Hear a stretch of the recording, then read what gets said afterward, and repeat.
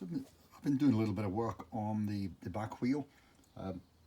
As I've got everything apart, I've decided I'm going to replace as many of the bearings and seals as I can. And getting the bearings out of these parts are a bit awkward and requires a little bit of encouragement. So I use roll bolts to grab hold of the ID of the bearing.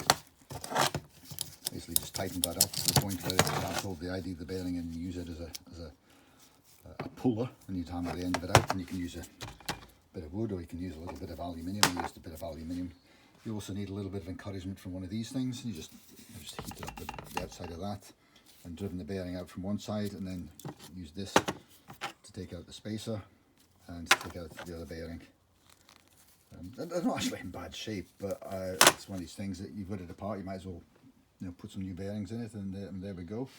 So they'll be, get that all cleaned up, get it all put back together, and that's the sprocket carrier. And then obviously I've got to do exactly the same with the rear wheel itself, which is sitting here. Get that all done and use exactly the same process. Smaller roll bolt though.